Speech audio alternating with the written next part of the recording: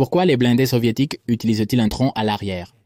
C'est une curiosité que nous verrons sur de nombreux blindés soviétiques, et c'est que ceux-ci semblaient très souvent transporter un tronc d'arbre sans aucune raison claire. Nous le verrons même aussi sur des chars d'autres pays, comme les chars allemands pendant la Seconde Guerre mondiale ou les chars américains pendant la Seconde Guerre mondiale et pendant la guerre froide. Dans cette vidéo, nous vous expliquerons la fin de ces troncs, l'histoire derrière cette pratique et pourquoi elle est si courante. La vérité est que les troncs sur les chars sont quelque chose de très courant à voir dans presque toute l'histoire des chars, avec plusieurs objectifs.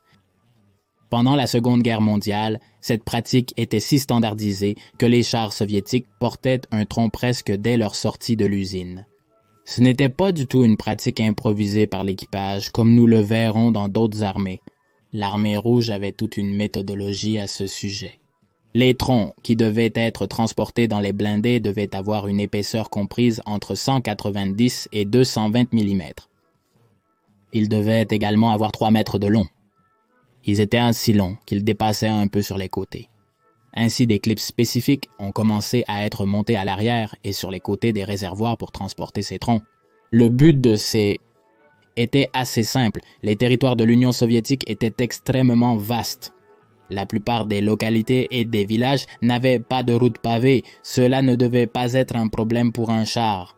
En réalité, les chars ont la capacité de traverser n'importe quel terrain, mais une fois que la glace de l'hiver fond dans ces régions, en l'espace de quelques semaines, toutes les routes et les champs deviennent très marécageux et se remplissent complètement de boue, rendant difficile le passage de tous les blindés et pièces d'artillerie.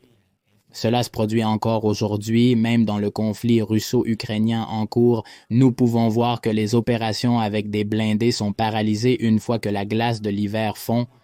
Les chenilles des chars sont un moyen très intelligent de répartir uniformément le poids du char et d'avoir une grande surface de contact avec le sol, les rendant excellents pour avancer sur des terrains difficiles et accidentés.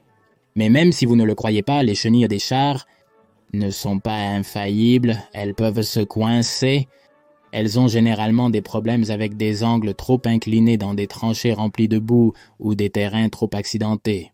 Il était très courant que les chars soviétiques perdent leur traction et se coincent dans la boue.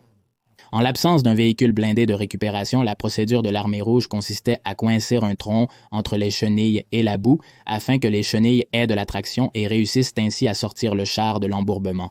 Toute cette boue saisonnière qui s'accumulait en Biélorussie et en Ukraine a donné un grand avantage défensif aux Soviétiques car elle limitait considérablement la capacité de l'Axe à utiliser ses tactiques de blitzkrieg. Cela leur donnait beaucoup de temps pour établir des positions défensives plus robustes et en général, cela épuisait les troupes attaquantes. Normalement, cette boue disparaissait en quelques jours, cependant, la Biélorussie et l'Ukraine ont particulièrement un sol assez argileux qui limite le drainage de l'eau, donc cette boue persiste même pendant des mois. Dans les chars soviétiques, transporter des troncs serait une pratique qui s'est généralisée avant la Seconde Guerre mondiale, au début des années 30. Les Allemands copieraient le concept en l'adaptant à leur propre tactique.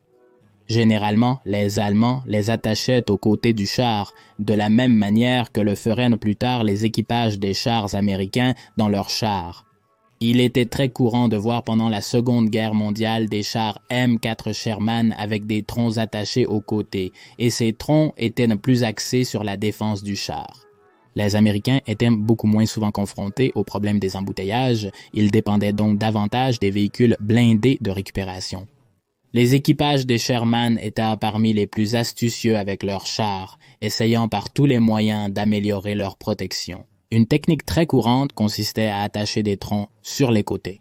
Évidemment, un tronc ne fournirait aucune protection contre les projectiles perforants d'un canon anti-char, par exemple comme les Panzerabwehrkanonen 40 de 75 mm, mais ils étaient très utiles contre les projectiles High Explosive Anti-Tank qui, rappelons-le, les projectiles High Explosive Anti-Tank nécessitent un impact et une explosion précise pour réussir à percer la coque. Frapper contre un tronc déséquilibrerait le munition et le tronc ferait extraire le projectile High Explosive Anti-Tank loin du blindage, offrant une grande protection contre ces projectiles. Ces troncs offraient également une certaine protection contre les mines magnétiques, empêchant qu'elles ne collent au blindage. En fait, les Américains n'utilisaient pas seulement des troncs, mais aussi des protections comme des sacs de sable ou même du ciment. Les troncs offriraient également un peu de camouflage en mimant le char avec les environnements boisés. Ainsi, les Américains et les Britanniques utilisaient des troncs sur les chars à des fins défensives contre les sophistiquées armes anti-chars allemandes. Alors qu'en Union soviétique, l'utilisation de troncs n'était pas quelque chose d'improvisé. Les chars soviétiques transportaient des troncs de manière préméditée pour pouvoir avancer sur les difficiles et boueux champs de bataille russes et ukrainiens. Cette pratique a été conservée dans les blindés soviétiques jusqu'à aujourd'hui. Nous pouvons le voir sur les chars T-70, T-80 et même sur les chars T-90, ainsi que sur les blindés légers comme ceux de la série véhicules de combat d'infanterie. Si votre char soviétique est coincé, vous pouvez compter sur un tronc pour vous sortir du pétrin.